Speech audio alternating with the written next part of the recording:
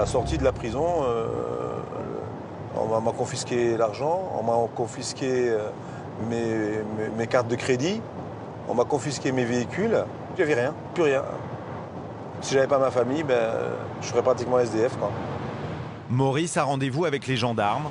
Ce sont eux qui doivent lui ouvrir la porte de sa villa. C'est ouvert ou pas? Non, je crois pas. Mais tout ne va pas se passer comme prévu. C'est bon? C'est bon? Putain, c'est pas vrai. Y'a pas? Ah pas. Y'a pas? Et on va marquer ça sur le PV, qu'on n'a pas restitué de clé, qu'on vous a enlevé les scellés. D'accord, ok. Maurice est à la porte. Les gendarmes n'ont pas les bonnes clés. Les gendarmes sont venus retirer les scellés. Par contre, je peux pas rentrer chez moi. Voilà, donc... Quand il fait le tour du propriétaire avec sa sœur, Maurice est écœuré. Maurice aimait tout ce qui brille.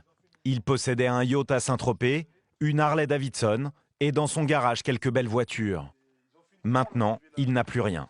Là, il y avait juste la Lamborghini et la Harley Davidson et le 4x4. Mon 4x4 qui était derrière là. Ça vous a fait mal au cœur de la voir partir, cette voiture? Ça m'a fait mal au cœur et en même temps, c'est peut-être la cause de tous mes soucis. Au total, la justice lui a saisi pour près de 3 millions d'euros de biens.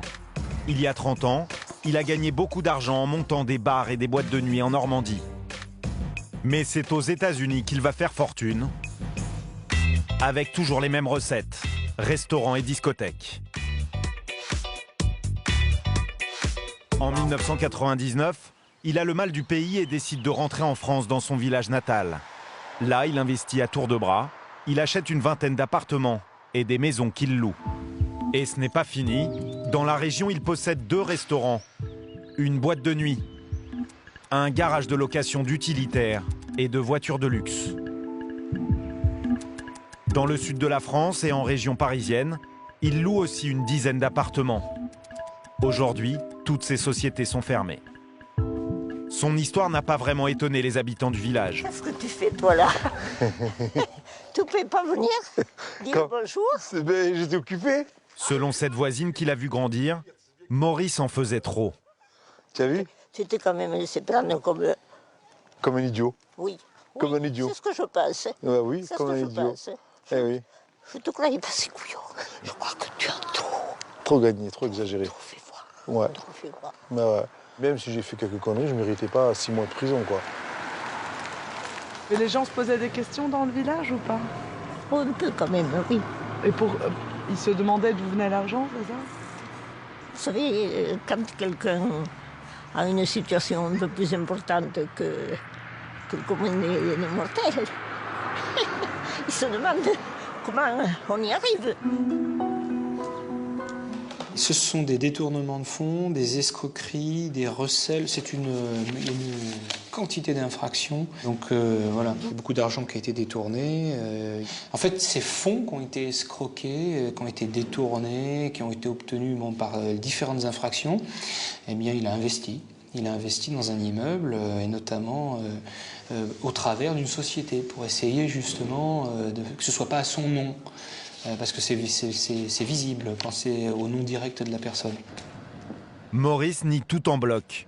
Selon lui, il n'a jamais détourné l'argent de ces sociétés. Si j'ai commis des petites erreurs, ça va aller peut-être une amende, une connerie, mais pas à ce point-là. Vous reproche d'avoir confondu l'argent personnel et l'argent de la société, c'est ça? Si vous voulez, le problème qui se passe aujourd'hui, c'est qu'on me reproche 1001 choses, mais il n'y a rien de concret. Moi, ce que je veux, c'est apporter des preuves, comme quoi, voilà, ce que j'ai fait, je l'ai fait honnêtement. Et comme ça, après, voilà.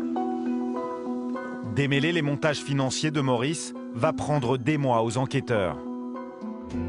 Il y a 3 semaines, le juge lui avait donné la permission d'aller chercher quelques affaires. Mais les gendarmes n'avaient pas les bonnes clés. D'ailleurs, ils ne les ont jamais retrouvées. Bon, ben c'est bon. On a double les clés. Maurice a fait changer la serrure.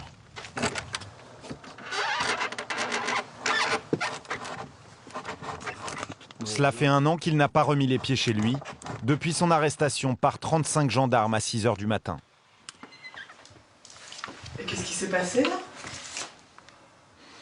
Ben, c'était l'arrestation, la perquisition. Ils ont démonté le plancher, ils ont Ils devaient peut-être espérer trouver quelque chose. Dans les chaussettes, dans les machins, dans les sacoches. Voilà. Tout est pété. Tout a été soulevé.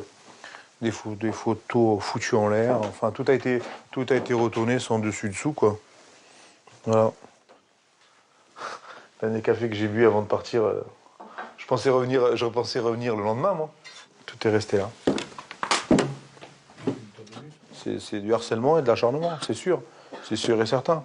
Je veux dire, bon, vous voyez un peu le truc, pourquoi et même, imaginons que j'aurais fraudé. Ça vaut 7 mois de prison, ça vaut tout ça, ça vaut 40 gendarmes, ça vaut tout ce spectacle dans le village, ça vaut ça.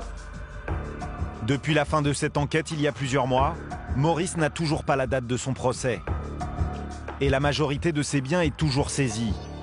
Il risque 10 ans de prison pour escroquerie et abus de biens sociaux.